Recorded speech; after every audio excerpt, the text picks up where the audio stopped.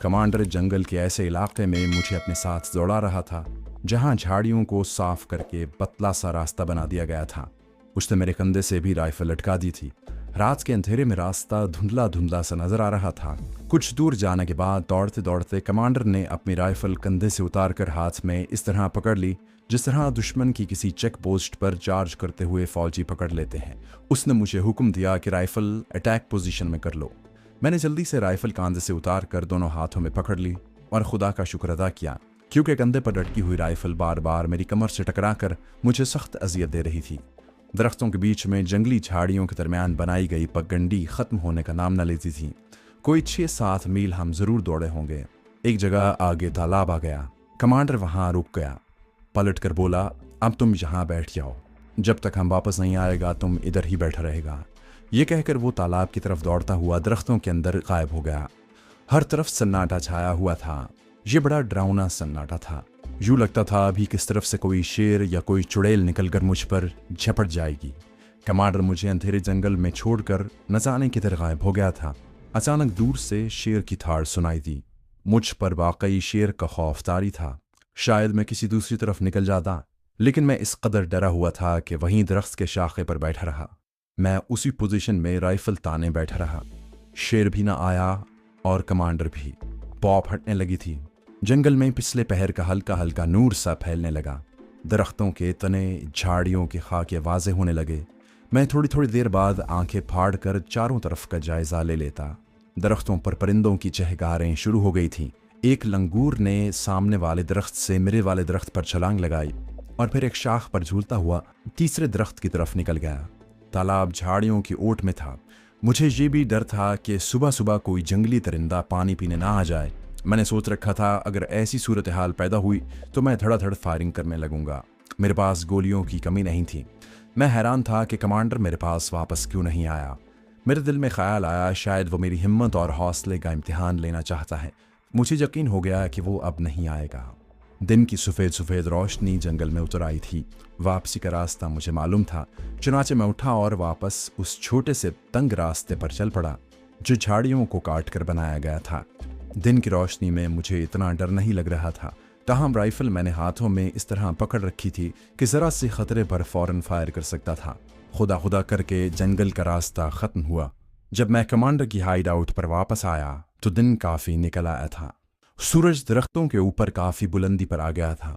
वार के बाहर कोई भी आदमी नजर ना आया। मैं अपने घास फूस के झोंपड़े के बाहर जमीन पर बैठ गया। उस वक्त मुझे एहसास हुआ कि कमांडर मुझे आधी रात को झोंपड़े से उठा कर ले गया था। इतने में कमांडर गार में से निकला। उसके साथ दोनों बॉडीगार्ड थे। वार के बाहर आकर उसने मेरी तरफ देखा और अकेला मेरे पास आ गया। मैं जल्दी से उठकर खड़ा हो गया। कमांडर ने मुझसे ये पूछने की भी जरूरत महसूस न की कि जंगल में मेरी रात कैसे गुजरी। उसने ये भी न बताया कि वो मुझे छोड़ने के बाद वापस क्यों नहीं आया। बस मेरी तरफ एक नजर देखा और फौजी इंस्ट्रक्टरों की तरह करख्त लहजे में बोला, अब तुम अपनी झोंपड़ी में बैठकर खाना खाएगा। उसके बाद तुम्हारी ज़ाब्ते के साथ ट्रेनिंग शुरू होगी। मैं झोंपड़ी में जाकर बैठ गया।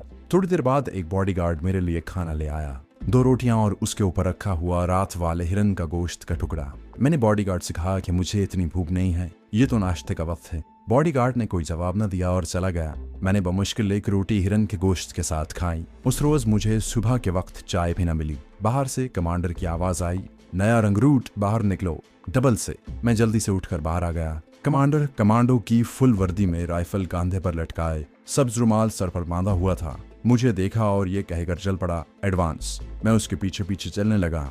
वो मुझे जंगल के एक और रास्ते पर चलाता हुआ एक खुली वादी में ले आया। ये वादी छोटी सी थी, चारों तरफ पहाड़ियां थीं। कमांडर एक जगह बैठ गया। मैं बैठने लगा तो उसने चिल्लाकर कहा, तुम यहाँ बैठकर आराम नहीं करने आया, ये तुम्हारी खाला का रेस्ट हाउस नहीं। चलो इस वादी के 2 चक्कर लगाओ, डबल मार्च करते हुए, गो। उसने इतनी जोर से फौजी अंदाज में गो कहा कि मैं बेख्तियार दौड़ पड़ा। वादी के गिरता गिर्द एक पगडंडी बना दी गई थी। यहाँ नए रंगरूटों से दौड़ें लगवाई जाती थीं। मैं डबल मार्च करता जा रहा था। एक जगह थक कर जरा रुका तो दूर से कमांडर की आवाज आई, अभी रेस्ट नहीं करेगा तुम, गो। मैंने पलट कर देखा। कमांडर एक ऊंची जगह पर बैठा मुझे बराबर निगाह में रखे हुए था। ज्यादा क्या बताऊं, बस यूं समझ लीजिए कि जब मैंने वादी के 2 चक्कर पूरे किए तो मैं खच्चर की तरह हाँप रहा था और पसीने में शराबोर था। कमांडर खुश होकर बोला, शाबाश, अब तुम पूरा खच्चर बन गया है। हम तुम्हें पहले खच्चर बनाएगा, फिर घोड़ा बनाएगा, उसके बाद तुम्हारे कान खींच खींच कर खरगोश बनाएगा। दोपहर तक कमांडर मुझे दौड़ाता, टीलों पर चढ़ाता उतारता रहा। एक जगह बरसाती जौहड़ था जिसका पानी सब्जी माइल था। वहां आकर कमांडर ने हुक्म देने के लहजे में कहा, अब तुम इस तालाब के पानी से अपनी प्यास बुझाएगा। पानी को हाथ से इधर उधर हटाएगा, फिर सिर्फ 1 कप पानी पिएगा। जौहड़ का पानी इतना गंदा लग रहा था कि मैंने कहा, कमांडर मुझे प्यास नहीं है। हालांकि मुझे बड़ी प्यास लगी थी, मगर मैं जौहड़ का गंदा पानी नहीं पीना चाहता था। कमांडर ने कहा, तुम्हारा माई बाप भी यह पानी पिएगा। उसने मुझ पर राइफल तान दी। मैं खौफजदा हो गया। मुझे उस शख्स से डर लगने लगा था। उसका कोई पता नहीं था कि सचमुच मुझे गोली मार दें। मैंने झुककर जौहड़ के पानी को हाथ से इधर उधर हिलाया और आंखें बंद करके 2 चुल्लू पानी पी गया। कमांडर की आवाज आई, शाबाश, अब तुम इस जौहड़ में गौता लगाकर उसके दूसरे किनारे पर जाएगा। अगर तुमने सर पानी से बाहर निकाला तो हम फायर कर देगा। मैं कमांडर के उस अजीब व गरीब हुक्म पर परेशान हो रहा था कि उसने मुझे जौहड़ में धक्का दे दिया। मैंने नाक मुंह आंखें बंद कर ली। जौहड़ के पानी की तह में दरख्तों की झाड़ियां थीं जिनमें मेरा पांव फंस गया, मगर मैंने जल्दी से उसे खींचकर बाहर निकाला और जितनी तेजी से पानी के अंदर तैर सकता था तैरता हुआ दूसरे किनारे की तरफ चल पड़ा। खुदा का शुक्र है कि जिस वक्त कमांडर ने मुझे जौहड़ में धक्का दिया उस वक्त मैं सांस ऊपर की तरफ ले रहा था और मेरे जिस्म में काफी ऑक्सीजन थी, जबकि पानी के अंदर जो झाड़ झनकार था वो भी मेरा रास्ता रोक रहा था। मगर मैं इस तरह मरना नहीं चाहता था। मैं आज़ादी कश्मीर की लड़ाई में जाकर मरना चाहता था। मेरे अंदर जबरदस्त ताकत आ गई और मैंने एक ही सांस में जौहड़ पार कर लिया। जब मेरे हाथ पानी के अंदर दूसरे किनारे की दीवार से टकराए तो मैंने सर बाहर निकाल लिया। कमांडर की गोली का डर बराबर लगा हुआ था। खुदा का शुक्र है कि मैंने जौहड़ पार कर लिया था। कमांडर पहले ही दूसरे किनारे पर आकर खड़ा हो गया था। उसने हाथ देकर मुझे जौहड़ से बाहर खींच लिया। मैं लंबे लंबे सांस लेने लगा। अपने बाजू देखे तो दहशत से मेरी चीख निकल गई। मेरी कोहनियों तक बाजुओं के साथ जौंकें चिमटी हुई थीं। मैंने जल्दी जल्दी सारी जौंकें खींच खींच कर उतारी। कमांडर पास खड़ा तमाशा देख रहा था। शाबाश, अब मेरे पीछे आ जाओ। वो आगे चल पड़ा। जौंकों से निजात हासिल करने के बाद मैं भी उसके साथ रवाना हो गया। वो मुझे बड़ी बड़ी चट्टानों के दरमियान एक ऐसी जगह पर ले आया जहां शफाफ पानी का चश्मा बह रहा था। कमांडर ने हुक्म दिया, इसमें तुम नहाएगा, कपड़े धोएगा, गो। वो एक तरफ झाड़ियों के पास राइफल लेकर बैठ गया। मैं चश्मे में उतर गया। साफ शफाफ ताज़ा पानी में कपड़े उतार कर धोए, अच्छी तरह गुस्वी किया और जौहड़ के पानी की सारी आलाइशें धो डाली। फिर कपड़े निचोड़ कर गीले ही पहन लिए।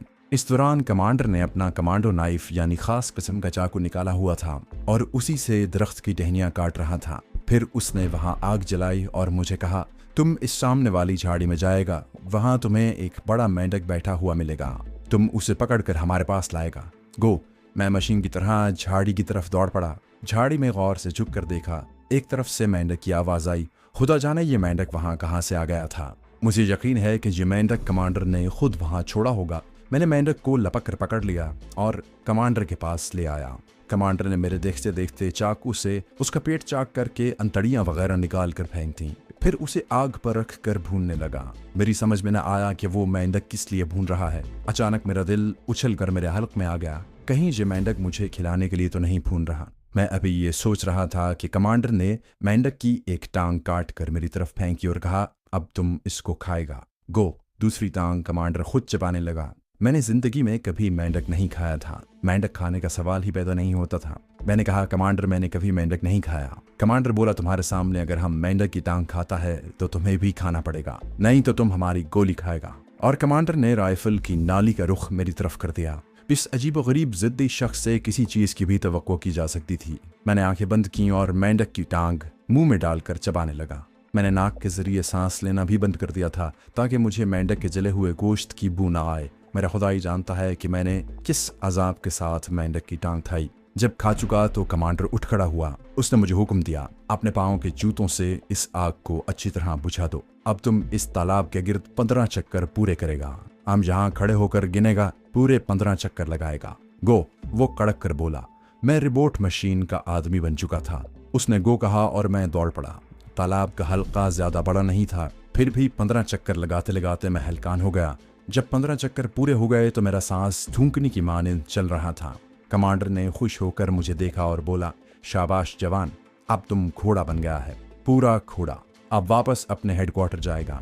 जिस वक्त हम वापस कमांडर कमाल शाह के गार वाले खुफिया ठिकाने पर आए तो दिन ढल चुका था। थकान के मारे मेरा बुरा हाल था।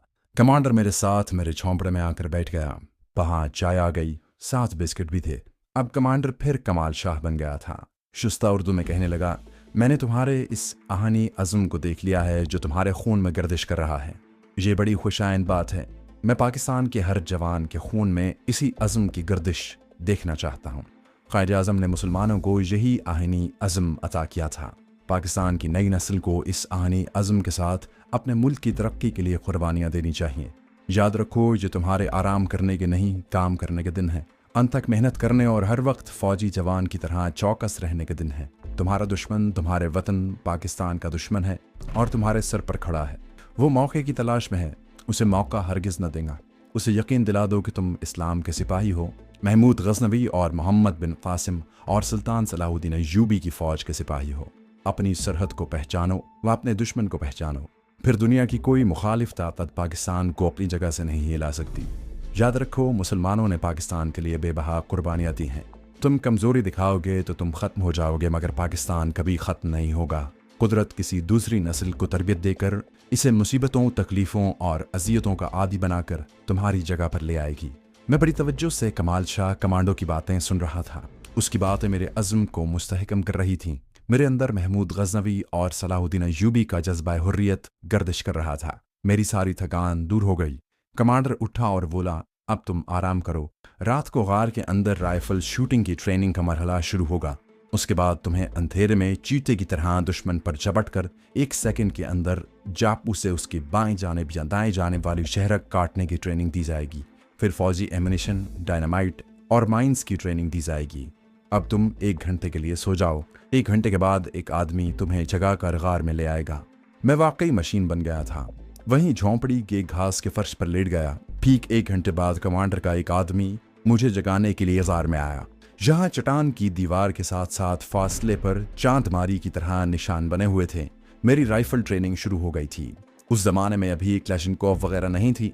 303 की राइफलें और ब्रेन गने, स्टेन गने और मशीन गने ही फौज में इस्तेमाल होती थी। गार के अंदर राइफल की ट्रेनिंग इसलिए दी जाती थी कि फायर की आवाज़ जंगल में पैदा ना हो, क्योंकि ये कमाल शाह का खुफिया ठिकाना था और जहां कश्मीरी मुजाहिदीन की नई नस्ल को कमांडो ट्रेनिंग दी जाती थी।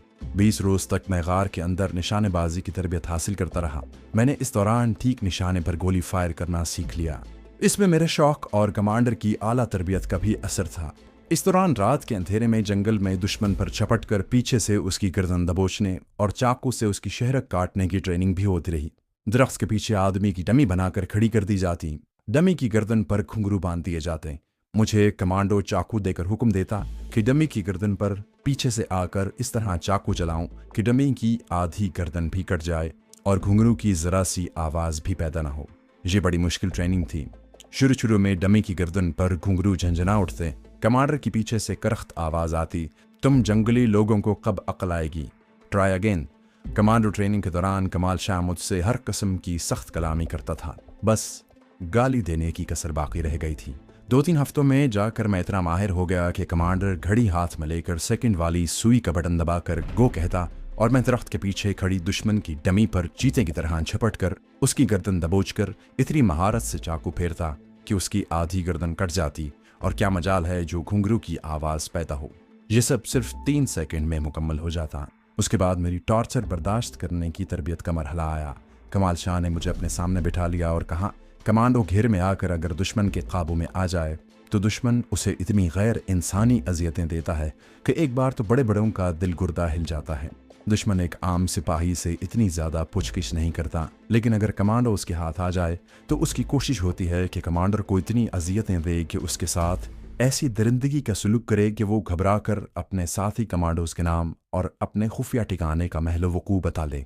ये दुश्मन की बहुत बड़ी फतह और एक कमांडो की बहुत बड़ी शिकस्त है। इस तरह दुश्मन तमाम कमांडोज को ख़त्म करके अपने एमुनेशन डंपों, सप्लाई डिपो, फौजी कैनवाय और हज़ारों की फौजी नफरी को तबाह होने से बचा लेता है।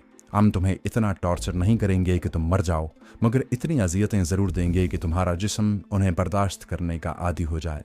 बस हम इतना ही कर सकते हैं। आगे सारा काम तुम्हारे ईमान की क़ुव्वत ने करना है। लेकिन जिस वक्त हम तुम्हें टॉर्चर करें तो इतना ज़रूर याद रखना कि दुश्मन तुम्हें इससे कई गुना ज़्यादा टॉर्चर करेगा। हम तुम्हें ज़िंदा रखेंगे, दुश्मन तुम्हें मारने के लिए टॉर्चर करेगा।